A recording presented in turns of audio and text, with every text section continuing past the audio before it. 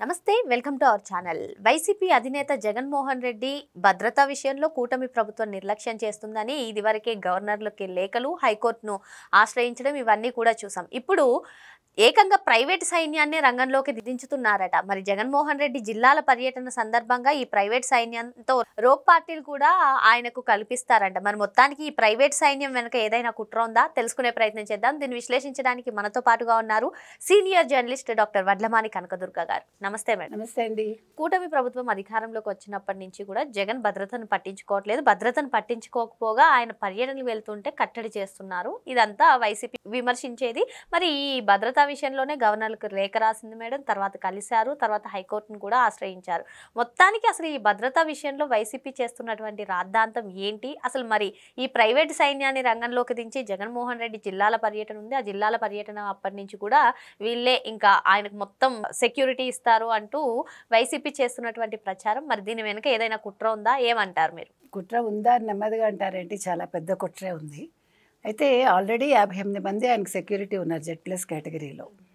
So ఇప్పుడు కొత్తగా ఎందుకంటే మొన్న ఆయన నెల్లూరు పర్యటనకి వెళ్ళినప్పుడు ఆయనకు ఆంక్షలు పెట్టారు. హెలీప్యాడ్ దగ్గరికి 10 మంది కంటే రాకూడదు. తర్వాత ప్రసన్న కుమార్ రెడ్డి దగ్గరికి వెళ్ళినప్పుడు 100 మంది 113 మంది ఎంతమందిని అలౌ చేశారు.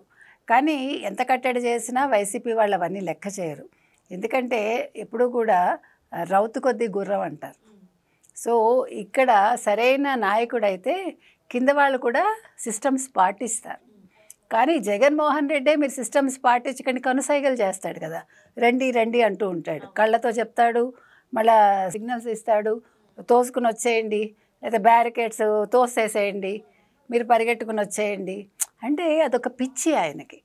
అంటే జనాలు నా కోసం వస్తున్నారు, నేను ఒక పెద్ద హీరోని అని ఒక ఫీల్ అయిపోతాడనమాట. యాక్చువల్గా జీరో ఆయన, తెలుసు ఆయనకి, కానీ బిల్డప్. మరి సాక్షి ఛానల్లో వేసుకోవాలి కదా, అదిగో వస్తున్నారు అని చూపించుకుంటాడు. బంగారుపాళెం అది విజువల్స్ మార్కెట్ యార్డ్ వేసుకున్నారు చూడండి, దానికి మళ్ళీ వాళ్ళే వేరే ఏదో కట్ చేసేసుకుని ఇది కాదు అదని వాళ్ళే చెప్పుకుంటారు. అంటే జనాలు రారు కానీ వచ్చినట్టు చూపించుకోవాలి. అయితే ఇప్పుడు ఎందుకు ప్రైవేట్ సెక్యూరిటీ? ఇప్పుడు 40 మంది బౌన్సర్స్ని పెట్టుకుని ఏం చేస్తాడు?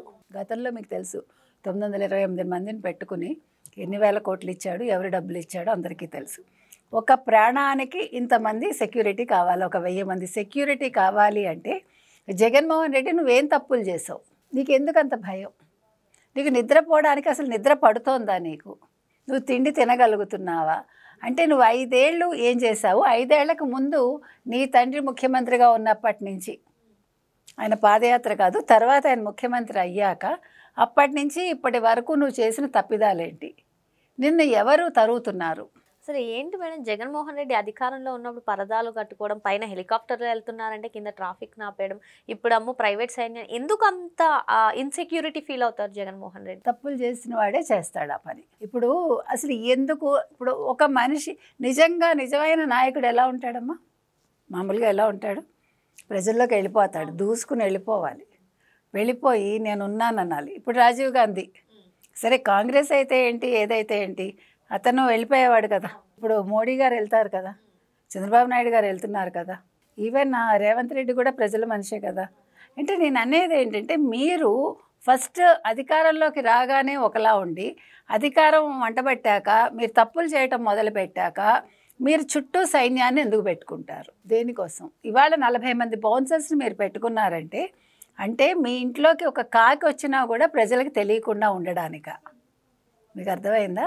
అంటే ఏం జరుగుతోంది తాడేపల్లిలో కానీ ఎలహంకలో కానీ మూడో మనిషికి తెలియకుండా ఉండడం కోసం, అంటే ఈ పోలీస్ సెక్యూరిటీని అంతా బయట పెట్టేసి లోపల వీళ్ళని పెట్టుకుని, అంటే ఎవరు వచ్చినా కూడా బయట వాళ్ళకి తెలియకూడదనా? మీరు అసలు ఏం వ్యాపారాలు చేస్తున్నారు? అంటే ఇది మీరు అన్నట్టుగా ఇప్పుడు ఈ మధ్యకాలంలో చాలా ఆయన వెళ్ళి ఏదో యాత్రలు చేశాడు, శవయాత్రలు, పరామర్శ యాత్రలు, ఏవో రకరకాల యాత్రలు చేస్తాడు ఆయన. అయితే ఇప్పుడు మళ్ళీ డోన్ ఏదో వెళ్తాడంటున్నారు. అదొకటే కాదు, నెల్లూరు పర్యటనతో ఆయన టెన్షన్ పడిపోతున్నాడు. నన్ను ప్రజలు నా దగ్గరికి రానివ్వట్లేదు. ఈయనతో 2 బాధలండి. ఇప్పుడు చేదస్తం ఒకటి చెప్తే వెంట కొడితే ఏడుస్తాడు. అట్లాగే జగన్మోహన్ రెడ్డి ఎలాంటి వాడంటే ప్రజల్లోకి వెళ్ళలేడు, ప్రజలు నా దగ్గరికి రావాలంటాడు, మళ్ళీ వస్తే భయపడతాడు, కానీ చూపించాలి వచ్చినట్టు. మీకు అర్థమైందా? 2 రకాల అవస్థలు అనమాట.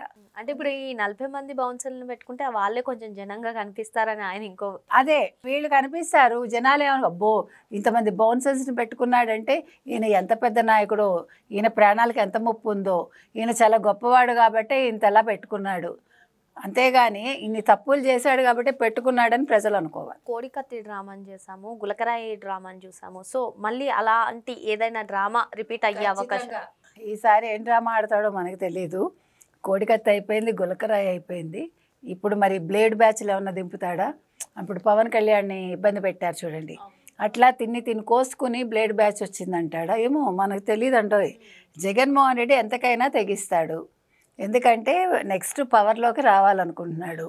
కానీ పవర్లోకి రావడానికి చేయాల్సిన పనులు ఇవి కాదు, ఇవన్నీ పిచ్చి పనుల కిందకు వస్తాయి. పవర్లోకి రావాలంటే చేయాల్సిన పనులు వేరే ఉన్నాయి. అవి ఏంటి అని మీరు చంద్రబాబు నాయుడు గారిని అడిగి తెలుసుకోండి జగన్మోహన్ రెడ్డి. ఎందుకంటే ప్రజలతో మంచిగా ఉంటే, ప్రజలకి మీరు వాళ్ళకి కావాల్సినవి ఇవ్వగలిగితే అప్పుడు మిమ్మల్ని ప్రజలు గుర్తుపెట్టుకుంటారు. నేను అప్పనంగా ఖజానాలోంచి మీకు డబ్బులు ఇచ్చేస్తాను, నేనే ఇప్పుడు రాజులంటే వాళ్ళు ఇనాములు ఇచ్చారంటే వాళ్ళు యుద్ధాలు చేసి కష్టపడి ఇచ్చారు, ప్రజల్ని వాళ్ళు చక్కగా పరిపాలించి వాళ్ళు మారు వేషంలో వెళ్ళి ప్రజల కష్టసుఖాలు తెలుసుకుని అట్లా వాళ్ళ సమస్యలు పరిష్కరించి అది వేరు. కానీ ఇక్కడ అలా కాదు. జగన్మోహన్ రెడ్డి అనేవాడు ఇప్పుడు నేను 2 లక్షల కోట్లు నేను సంపాదించుకున్నాను, అందులో మీకు 1 కోటి పడేస్తా. వాళ్ళేం కుక్కలు కాదుగా, మనుషులు, చీము నెత్తురు ఉన్న మనుషులు. కాబట్టి ప్రజలు తెలివి తక్కువ వాళ్ళు కాదండి, ఎన్నిసార్లు చెప్పినా. ప్రజలకి మంచి బుర్ర ఉంది, వాళ్ళకి తెలుసు, మంచి సంయమనంతో వాళ్ళు వ్యవహరించారు. 5 ఏళ్ళు వాళ్ళు పడ్డ కష్టాలు వాళ్ళకి బాగా అంటే అనుభవంతో వాళ్ళు గుణపాఠం నేర్చుకుని జగన్మోహన్ రెడ్డి వద్దనుకున్నారు. కాబట్టి ఇవాళ ఈయన 40 మంది బౌన్సర్స్ని పెట్టుకున్నా, 50 మంది పోలీస్ వాళ్ళని పక్కకు పెట్టాలనుకున్నా, ఏం చేసినా కూడా ప్రజలైతే నమ్మరు, ప్రజలు ఓటు వేయరు. రేపొద్దున మీరు ఏ యాత్రలు చేసినా కూడా ప్రజలు పరిగెట్టుకుని రారు, అన్లెస్ అంటిల్ మీరు బిర్యానీ ఇచ్చి బీర్ ఇచ్చి వాళ్ళకి డబ్బులు ఇచ్చి తీసుకొచ్చే బ్యాచ్ తప్ప మీకోసం పరిగెట్టుకొచ్చే నాయకులు లేరండి. మీరు ఇంకో విషయం ఏంటంటే, ఈసారి పులివెందులు వెళ్ళినా కూడా పులివెందుల ప్రజానీకం కూడా జగన్ని నమ్మే పరిస్థితుల్లో ఎంత మాత్రం లేదు. జగన్మోహన్ రెడ్డి అధికారం కోసం ఎంతకైనా తెగిస్తాడని చెప్పి మరి ఈ ప్రైవేట్ సెక్యూరిటీ మాటన భారీ కుట్రకు ప్లాన్ చేస్తున్నాడని మేడం చెప్తున్నారు. మరో అంశంతో మళ్ళీ కలుద్దాం. Thank you madam. Thank you.